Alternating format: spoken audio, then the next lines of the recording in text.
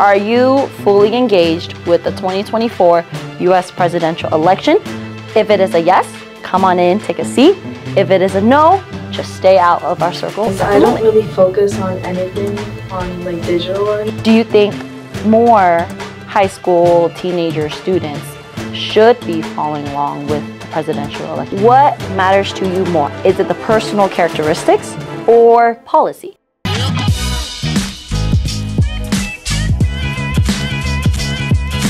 Kính chào quý khán giả của đài Little Saigon TV và cảm ơn quý khán giả đã trở lại với chương trình Passport to Success của đến Thành Công.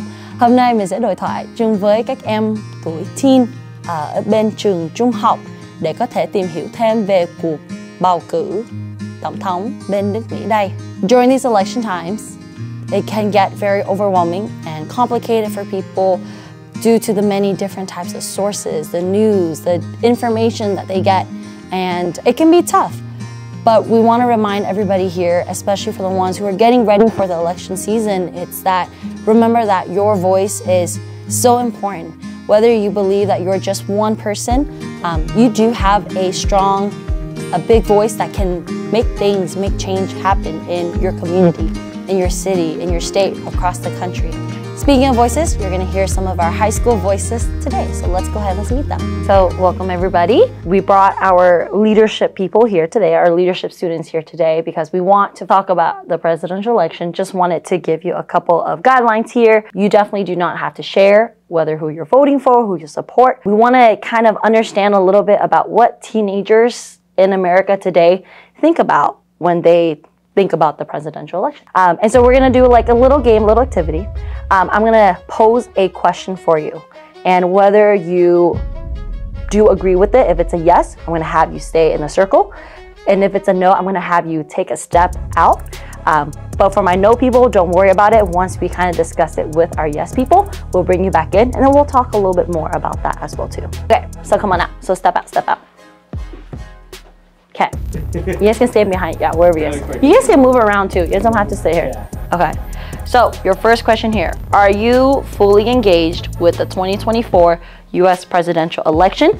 Fully engaged means that you're paying attention to it, you're following along to it.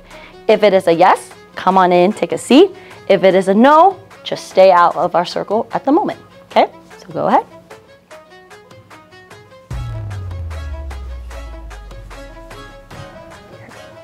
Okay, so you are currently involved or you're currently engaged with the U.S. presidential election. Okay, so why is that? Well, I have like multiple reasons.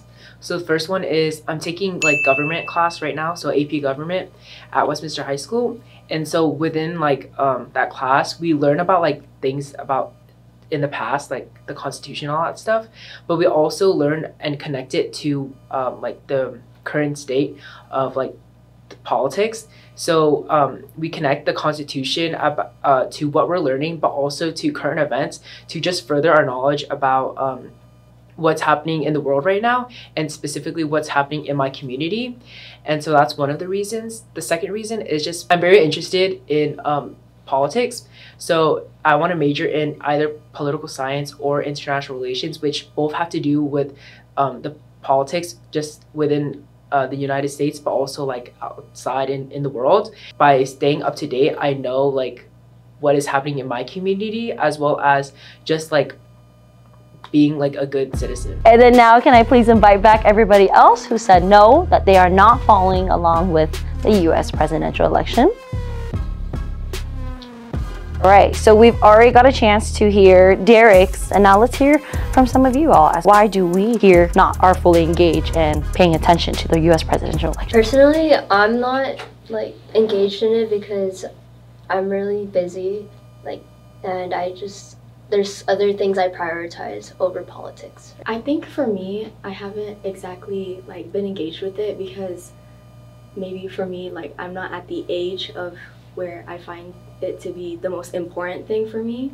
Yeah, like Maggie said, I'm not even close to like the age where I'm able to vote, so I don't really pay that much attention to it, and it's a lot to keep up with. Because I don't really focus on anything on like digital or anything, so I don't really listen to much media.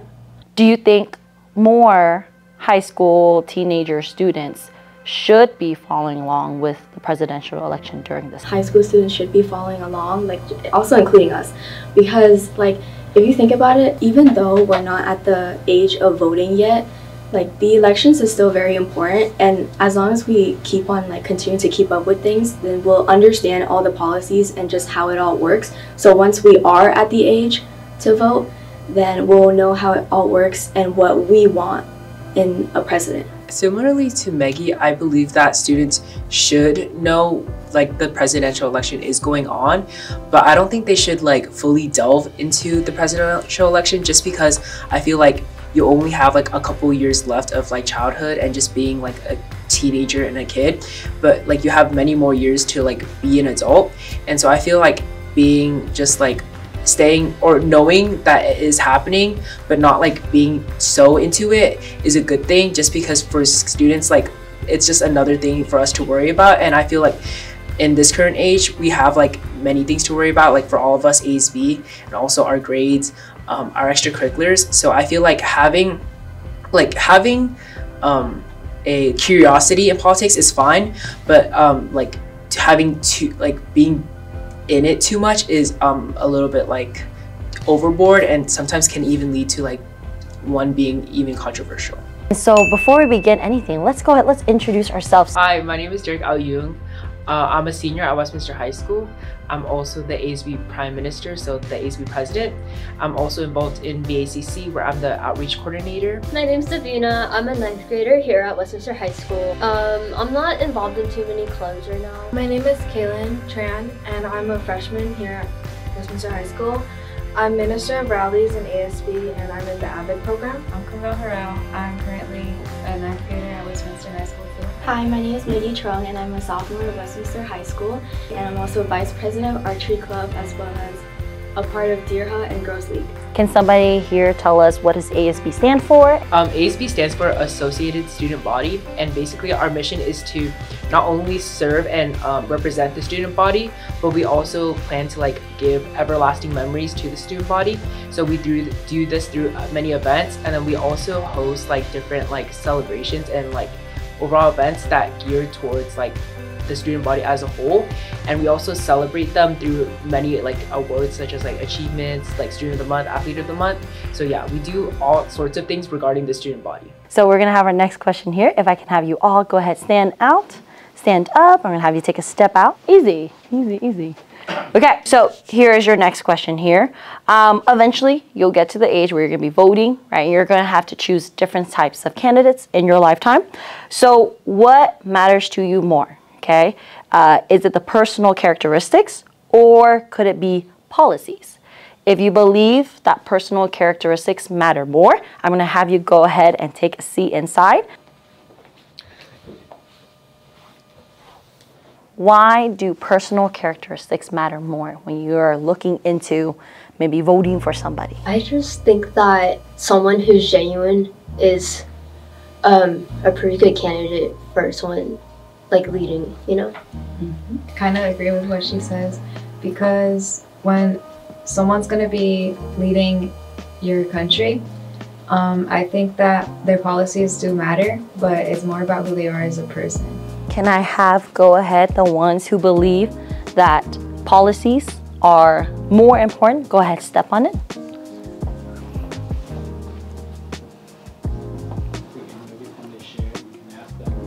So for me, I value policies a little bit more than character, just because I feel like policies like are directly affecting like the citizens as well as me. And so, not to say that character doesn't matter, I feel like they both equally like have their own time and like own like measurement of like what is important.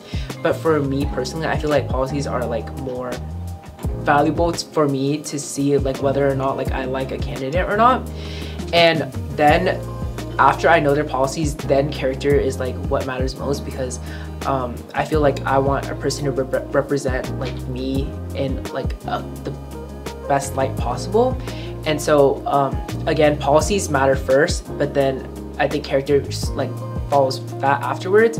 And policies are what hook me, but feel like character is what keeps me like continue supporting them. Yeah, continue supporting them. Here is your next question. Do you know how the Electoral College works? And it's Derek.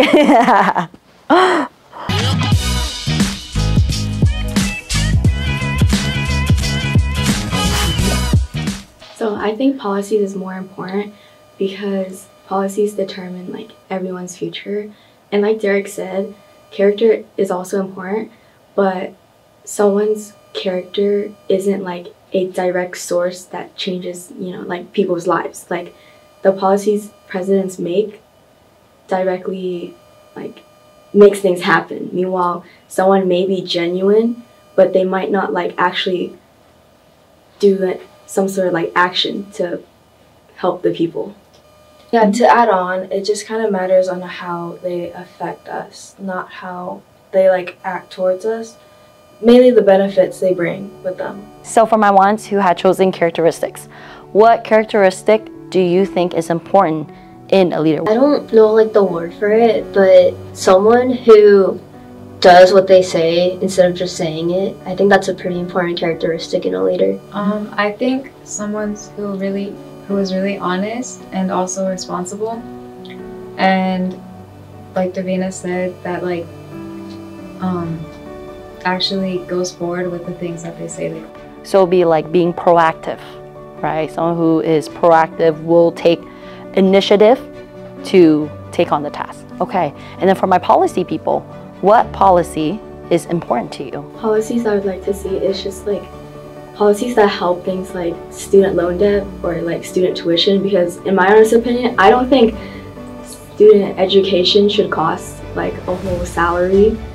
And it's just like things like also like women's rights. I feel like, you know, people shouldn't have laws that decide what women can do with their bodies. I feel like policies that like help uplift people and like just give people like or citizens like a better life and just like an ability to just live how they want to.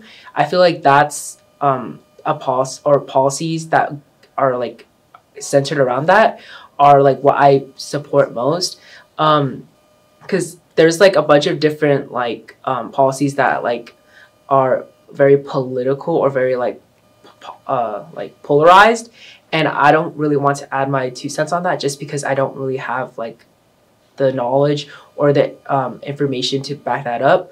But I just do agree that what Maggie and Kaylin said, that policies that end up uplifting people and giving them more rights is what are policies that I would like to support. For my people who had chosen characteristics first, right? Policy, any policies that you would like to see for any of our future leaders? Mainly just what everyone said. Just policies that will make sure everyone has equal rights and uplift everyone. And then how about my policy people, characteristics, standout characteristics in a leader? I think having empathy is very important because as president, you don't represent one party, you represent both parties, and you represent like the whole United States. And in order to do your job effectively, you have to understand people and be willing to just negotiate and be like a diplomatic person. And so having empathy helps you become a great president because you understand people and you are willing to work with them. And having a president that has empathy is something that's really important to me. I'd say like dedication to like towards the people and to like act out what they would do just to benefit them. So I agree with Derek on what he said. Like having like a president or just a leader in general who has empathy is good, because it's one thing to be like very firm on your beliefs, but it's also another thing to just be understanding of everyone else's views and opinions, and to be able to just like not exactly agree. Like you don't have to agree, but you can just listen to them. Right, thank you so much. If I can have you all go ahead, stand on up, I'm gonna have you take a step out for our next question. Here is your next question. Do you know how the Electoral College works? And it's Derek. All right, Derek. So I know that you're currently a student in government right now too, right? If you can give us a little info of what is the Electoral College from a teenager high school student point of view. The Electoral College, it's like a way of voting in the United States to keep like representation equally and fair. And so what I learned in government class was that the Electoral College works differently than the popular vote, because the popular vote is like what gives everybody one vote, while the Electoral College gives states a different amount of votes. And so I feel like the Electoral College represents not only the minority but also the majority, but the popular vote does not. And so I feel like having the Electoral College just protects like everybody's right, but also it gives like the president, whoever wins the election, a clear like representation of what all Americans want, not just a select few. Have you all learned about Electoral College when it came to elementary school, middle school, or your parents? Did anybody teach you or share to you about the Electoral College from I Know People? I haven't heard of it until today. Until today, okay. Same as Maggie, I've never heard of it. And Derek, let's check in. Did you learn about it? Like, did people teach you growing up, or is it literally just this year government that you learned about it? So I come from a household that isn't very into politics. The first time I ever heard of Electoral College or just politics in general was through like the news or like social media outlets. And that was like around middle school time. And in 8th grade, I think, we learned a little bit about US history. So I learned a little bit about like the Electoral College as well. And so from before I even went to high school, I learned all my like politics stuff. Just to pose a scenario for you all. In 2016, Hillary Clinton won the popular vote, but still lost the election to Mr. Trump because she lost the Electoral College. Because of this, some people have a bit of a disagreement about this system. Do you believe that this is a system that we should continue with the Electoral College? Or do you think that maybe we should have the popularity vote? I feel like for me, I feel that the Electoral College has a lot of merit to it. Although it gets tricky sometimes and it gets like messy, like in the 2016 election, I feel like we should still keep it just because it is in the Constitution and it's like what the framers always intended it to be. And the Electoral College, like, it helps smaller states as well as just big states in general. Like, it helps everybody feel represented. And so if we take away the Electoral College, it feels like we're like disregarding the opinions and the values of like smaller states, when we can have the Electoral College and we have both the majority and the minorities feel represented. Good point. Anybody else? Mm-hmm. Okay.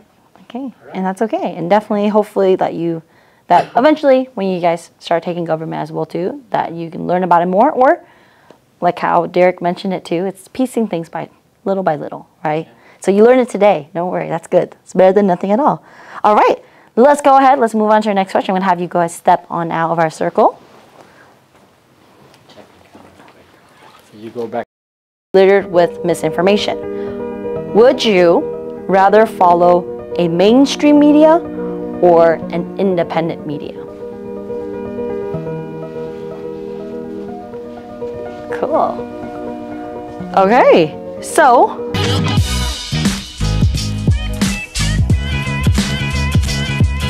polls are a snapshot of how people were feeling at a particular moment in time. Do you trust them in helping us determine the next US president? If you think polls are helpful, you can take a seat inside. If you don't think they are, I'm gonna have you just stand on outside at the moment.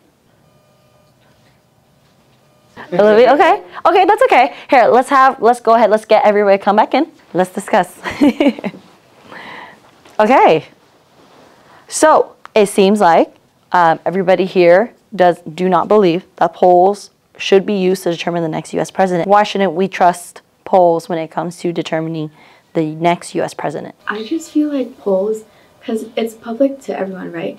I just feel like depending on where it's coming from, like the media it's coming from, like news channels, I just feel like it might just not be credible enough. And if anything, a lot of people could probably bypass like security measures and like get bots to like put in fake votes in the polls, and everyone will just be spread with misinformation of what the majority thinks. I also think there's like better factors than polls to determine like the next president. Like I just feel like policies and stuff, you know, and like characteristics. Like I think that's like a better factor to consider. For polls, it's hard to be unbiased because like a poll is like what you believe. It's not really like it's just really hard to be unbiased.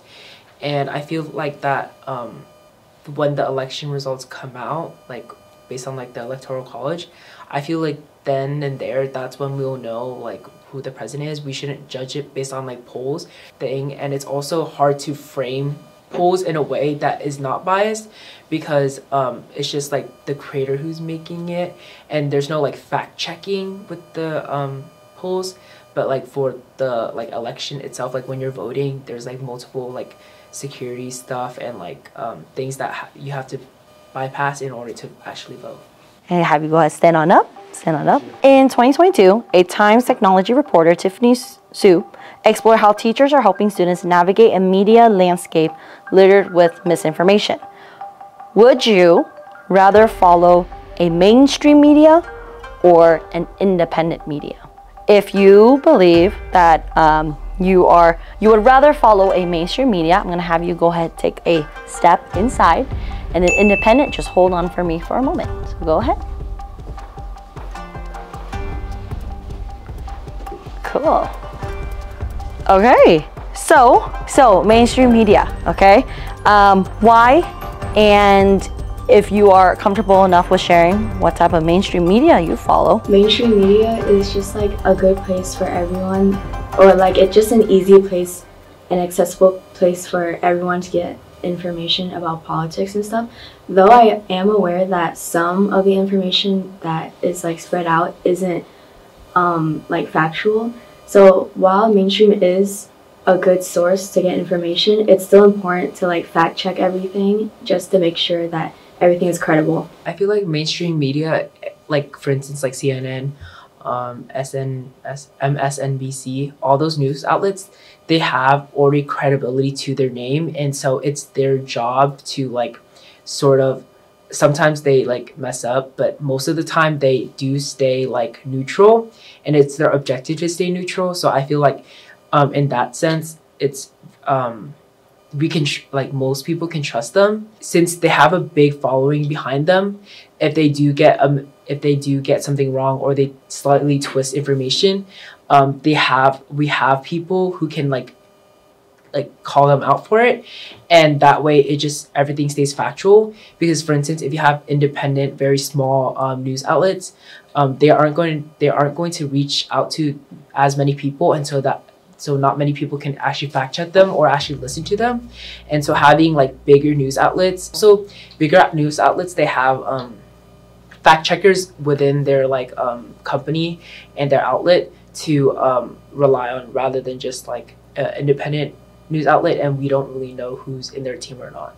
So just to piggyback on some of your responses, why do you think that there are people who follow those independent media, even though, like we said, credibility, there is some sort of credibility fact checking that's happening, but why do some people still choose to go with the independent? I mean, maybe those independent ones have like a belief that the person also believes in, perhaps. Independent sources, they might have opinions that maybe the mainstream platforms like don't exactly share out the most, because they both probably would have like different algorithms, and obviously the independent ones would probably have a lesser audience with just like lesser content that'll get spread out. So I just feel like independent sources have a more like different views on things. I do have another question as well too. So during this time and age, TikTok,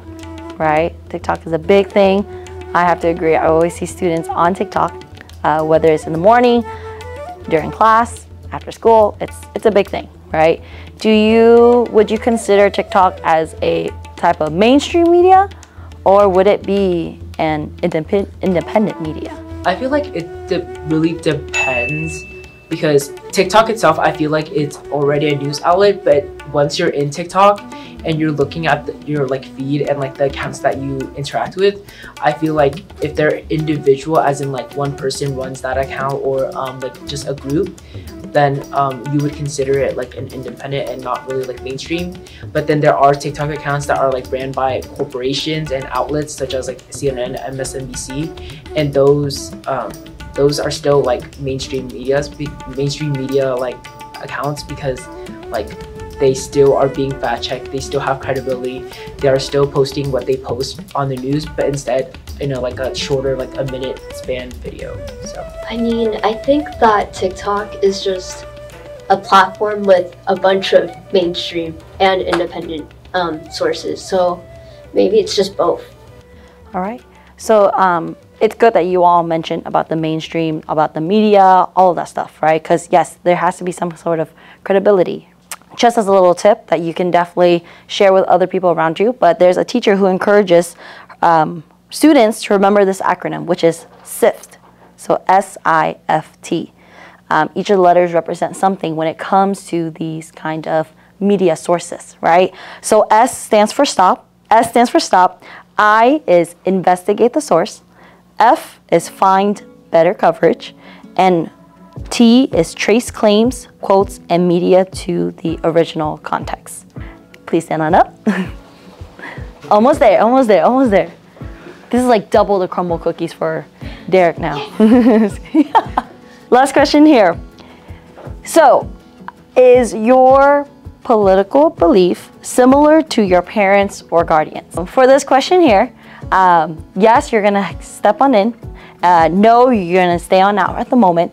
And just please understand as well too, we are not asking you to share what beliefs they are. You don't have to share too much about it. You share as comfortable as you are. Okay, so again, the question is your political belief similar to your parents or guardians?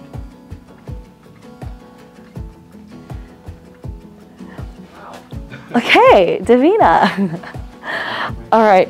Okay, so like we mentioned for this one, you don't have to share exactly what political beliefs they are, but if you can kind of generally give an idea, or what are some of the commonalities? This is more about my brother. We're really kind of similar in a way, so like we kind of think, like we kind of believe in this things. So I guess that contributes to what we believe who should be leading our country. Do you guys share a lot of things, or is it more of like a lot of the things that he gets, he relays it back to you? I listen to him, but then I like make up my own beliefs on it. So you're still kind of filtering out some of the things, but it's very similar. It's very similar. It doesn't have to be exact, but it's similar. Yes. Oh, cool. Okay. Okay. Well, thank you for sharing. Anything else? No, I don't think so. Okay. All right. Thank you, Davina. And then go ahead. Can I please get my people who are a no's come back in?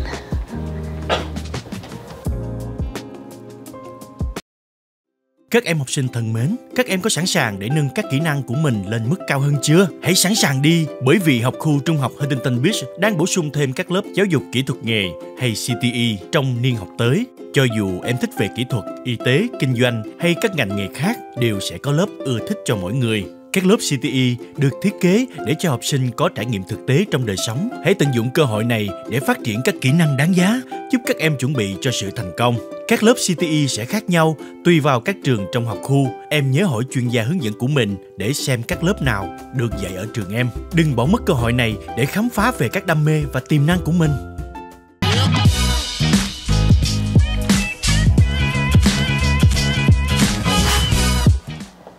Okay. Awesome. Well, you're back in. We'll leave it as an open discussion. So again, you share what you're comfortable with, letting us know. How so? How are your beliefs different and not similar to your parents or guardians or the people in your life? My beliefs, because for my family, they don't talk about politics to me just because they believe that like I'm not at the appropriate age to know their like business or like their opinions on politics. And so I don't really know their opinions on it, therefore I can't really say that it's the same or different.